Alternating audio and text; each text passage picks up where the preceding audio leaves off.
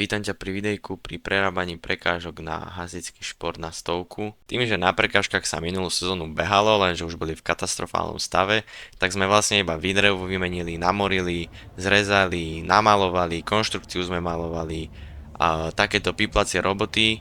No v podstate vo voľnom čase, keď sme to robili, tak nám to zabralo asi pol roka zhruba a tu máš už zábery iba z posledného dokončovacieho dňa.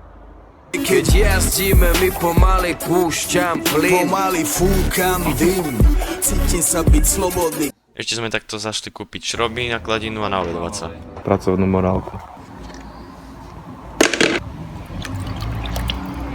A máš to miešať nízkootáčkovým miešanidlom?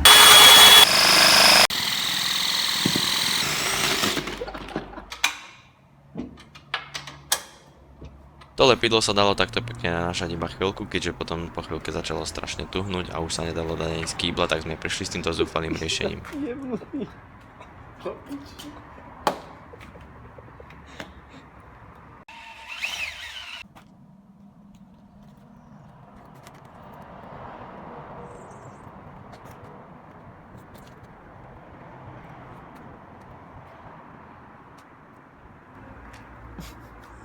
Je to piči zas.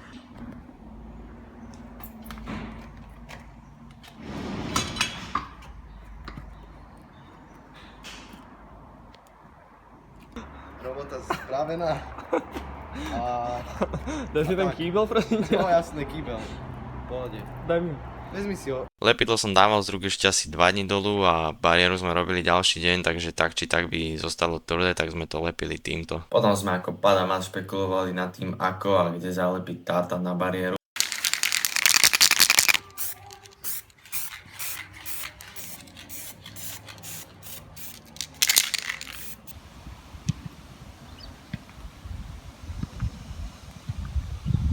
Trvalo to síce, Pol roka. ale už je to hotové.